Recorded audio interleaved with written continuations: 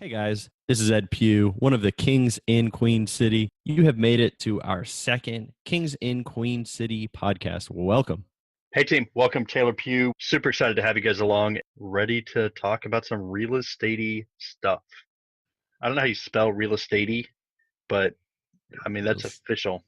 real estatey. Yeah, I'm not sure how it's spelled either. But guys, we want to welcome you today to our second episode of our podcast. And what we wanted to talk about today was what sets us kind of apart in the space, what we see as a differentiator between us and other investors who are in the real estate space. Taylor, what are we going to tell them about? If you followed me and Ed for any length of time, you know that our business is predicated on a service model. It's very common if you're following us on our socials to hear things like, hey, how can I be of service? How can I add value to you today? We got pulled aside the other day. We were down in Florida and somebody goes, man, that's a really good gimmick you guys have going. That's just really you. Me and I kind of looked at each other and said, it's not a gimmick. This is just who we are. It was interesting the take that somebody didn't know us well. Well, man, that's just a good gimmick. You guys are always looking to help people. No, we really are just always looking to help people. And because we do that, it's really paid off. We are able to serve our fellow investors by providing value to them. Our private money gets a great return on their investment. The sellers normally are helped out of really bad situations. And then our tenants are provided a clean, safe, and affordable place to live. And I think that's really just part of the power that we bring to the market. Absolutely.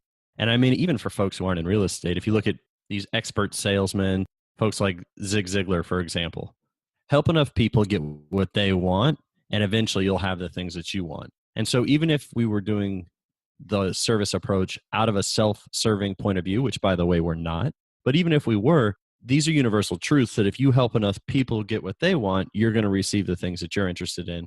And in our first episode, we even talked about how there was a specific instance that took us from the work I was doing as an agency kind of real estate agent to becoming real estate investors and what that experience was.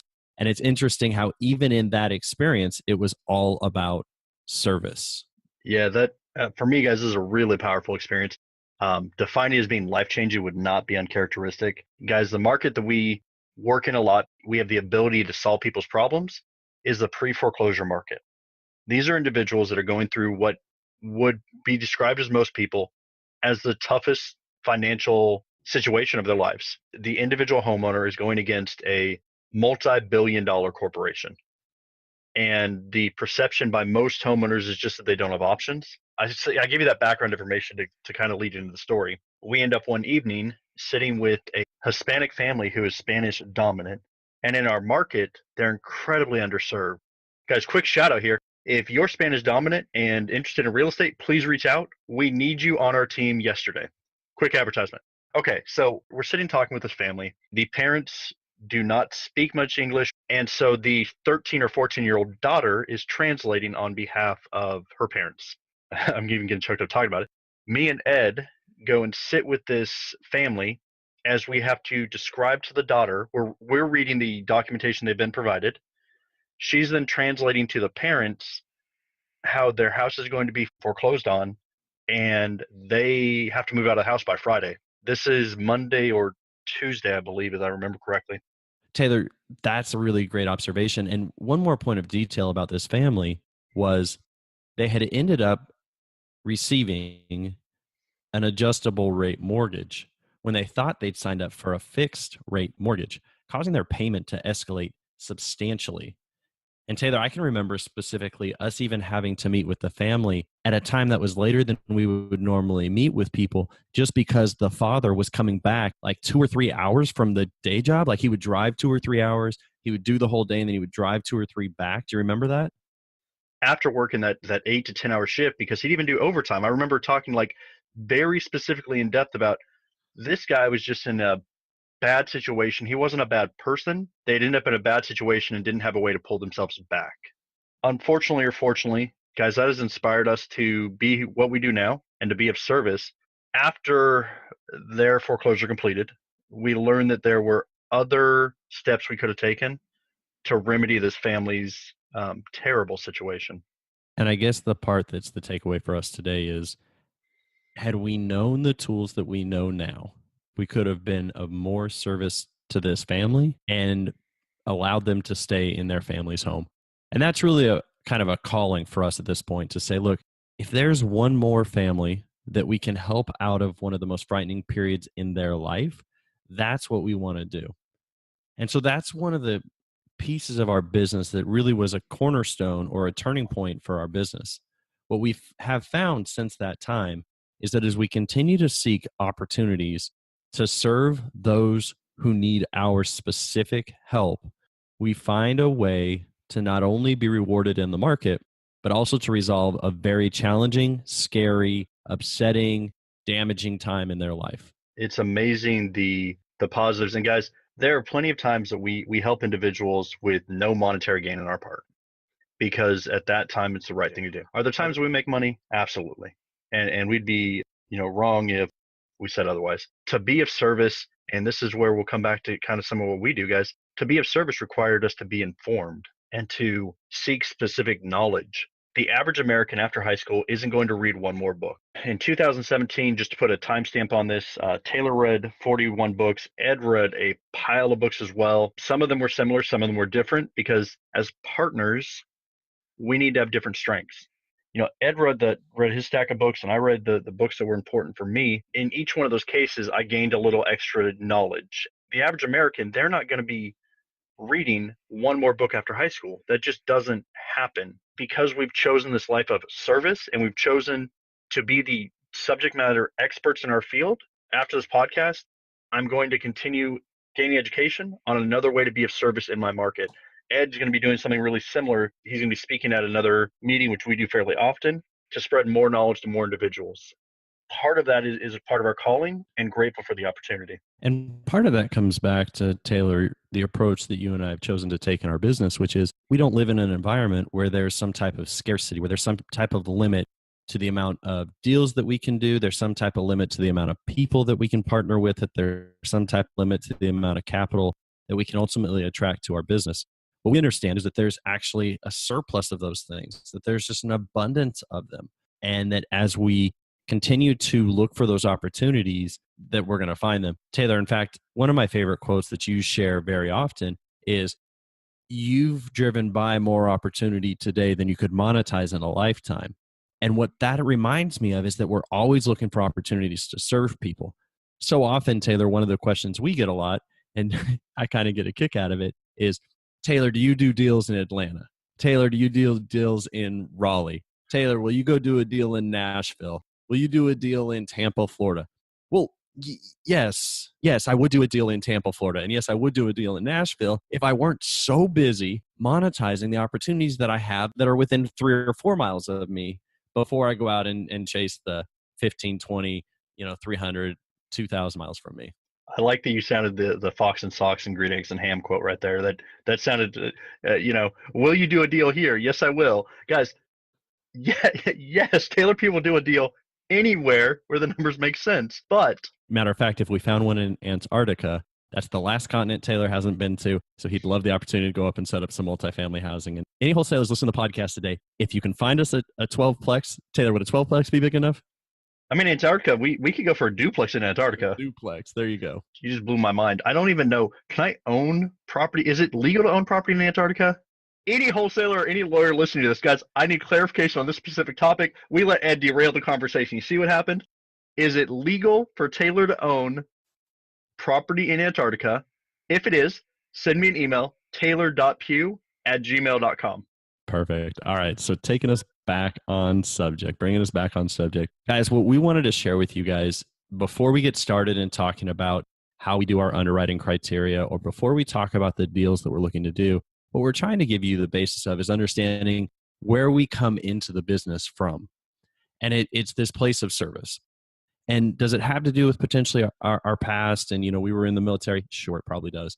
But what we have found is that we are most rewarded personally and financially when we choose to approach our business in a way of service. We have the advantage that the people we help, there is no better word of mouth than, guys, Taylor and Ed are really the people that go out of their way to help individuals as best they can.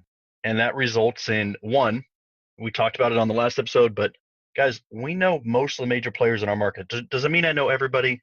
No. Does it mean I'll do deals with everybody?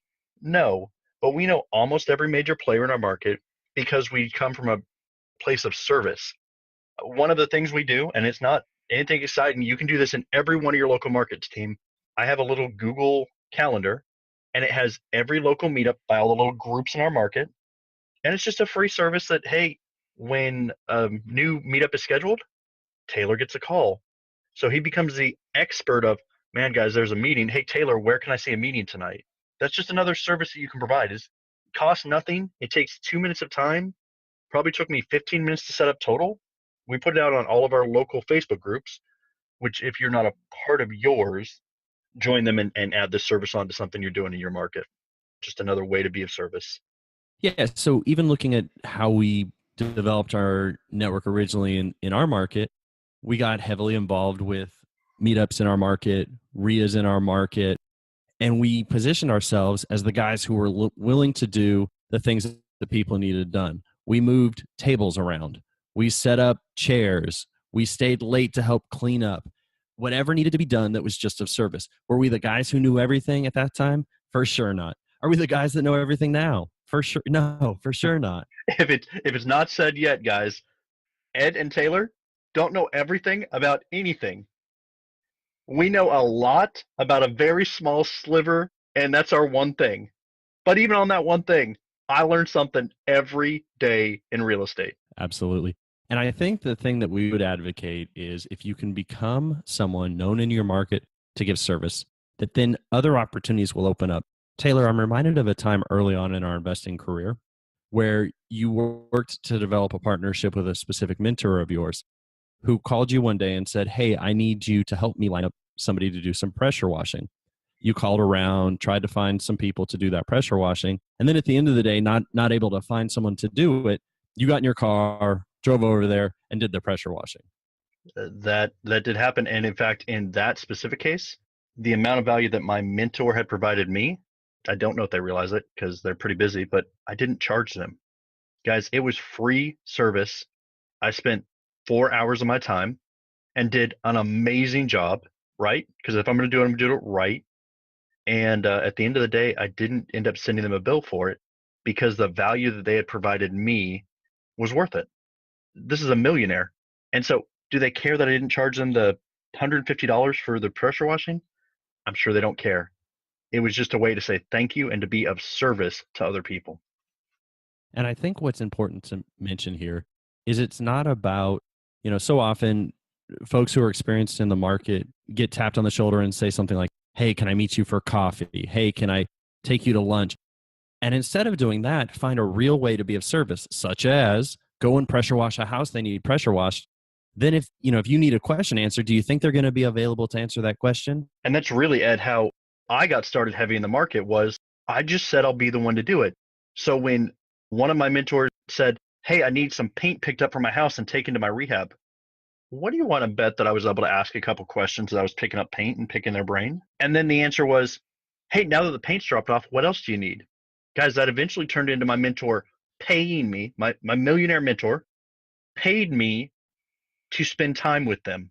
You can do this in every market. If somebody today was to approach me in my market and say, "Taylor, what do you need done today?"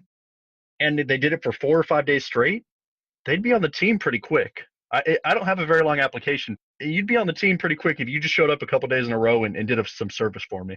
Absolutely. And I think what we're suggesting is that those are just ways to really build relationships that are more effective and less transactional.